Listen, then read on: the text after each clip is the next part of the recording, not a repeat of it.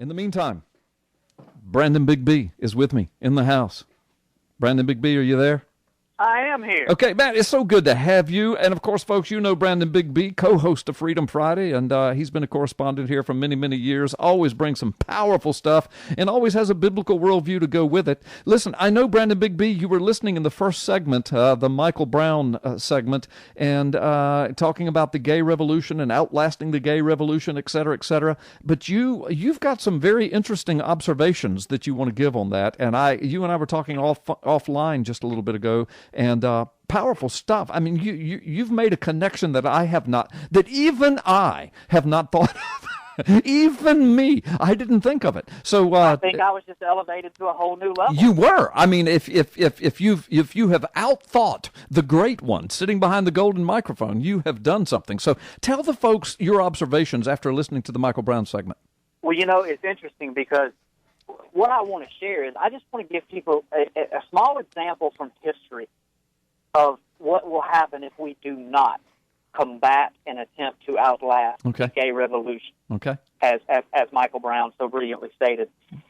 Here's a name that nobody will know. Okay. I can just about guarantee it. Mahmoud Abdul Rauf. Mahmoud Abdul Rauf. Okay. Rauf. R-A-U-F. Yeah. Okay. Mahmoud Abdul Rauf. Oh, Rauf. Okay. Yes. Rauf. I could guarantee you that probably, less than 1% of the listening audience has any idea who that is right now. Mm-hmm. The only reason that I know in my sick mind is because, man, I used to be a sports nut. Yeah, I know.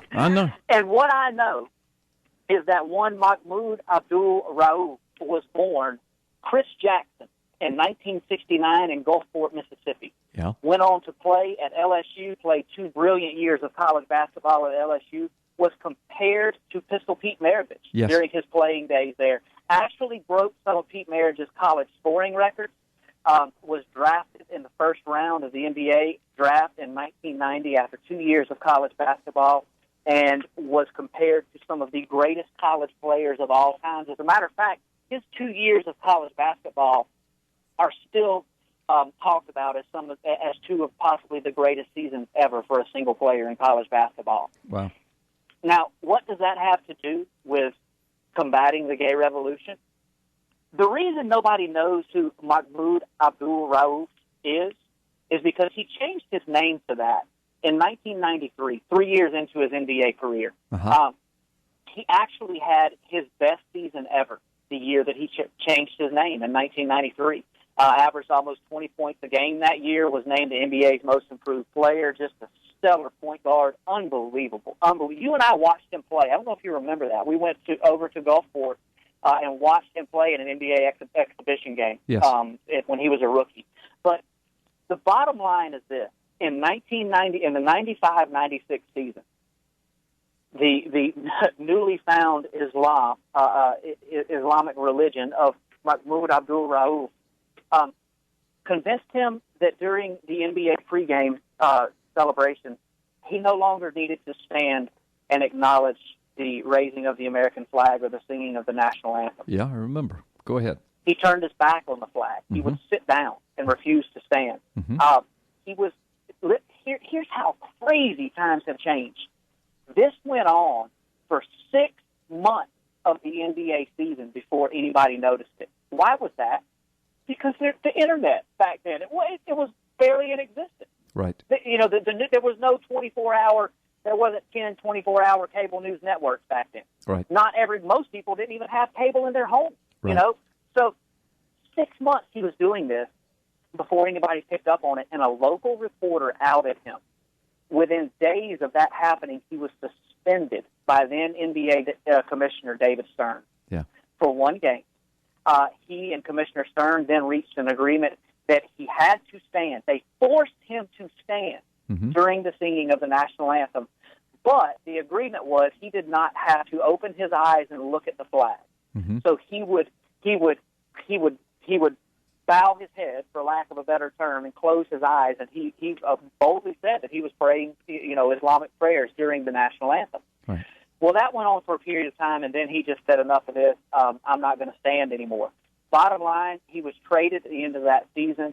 Within about another year and a half, he was gone from the NBA. He was blacklisted by the NBA because he refused to stand and recognize the national anthem of our country. Right. 20 years ago, 20 short years ago, 1995. Just 2 decades, all right? Today, he would be hailed as a hero for his bravery. Sure. And plus, he's Muslim, so you couldn't make him do that. My point is, look what we do with the religion of Islam today in the United States. It is celebrated. If you speak anything, kids are being forced to pray to Allah and schools, and if you say the name of Jesus, they will kick you out. Yeah, and that's happening in the South. That happened in Tennessee just within the last couple of months. Right. So you're comparing that now to what Dr. Michael Brown is saying about the gay revolution, and your alarm is the slippery slope, because you're using you're using the illustration of that NBA basketball player to show how quickly we have slid down from just 2 decades ago, suspending and then kicking off out of the NBA a player who wouldn't acknowledge the flag of the United States, to this anti-American, pro-Muslim, pro-homosexual. And now you're saying, now that we've cracked the door to Pandora's box and opened up the whole homosexual revolution, that the same slippery slope is going to happen in 2 decades from now. We won't recognize this nation. I don't think it'll take 2 decades. I really don't. Yeah. I think we're dealing with something much more sinister. Oh, I do too. Much more demonic. Yes, me too.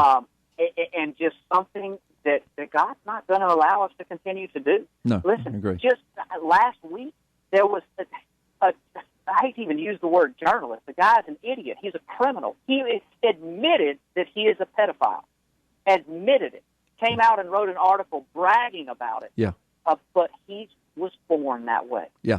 And so it's okay. And I'm sure this, this is so off the cuff after hearing your first guest. I didn't even have time to pull that article. But you may remember what I'm talking about. Oh, yeah. I read the article. Yeah, we posted it all over PNN. Yes. I know. And I can't remember who that was. It was on Salon.com. Salon. There you go. I knew it was a super left-wing site. Salon.com. Yeah. But so there's the point right there. Yeah. And you said this would happen. I said this would happen. Mike Shoesmith, many others said that this would happen.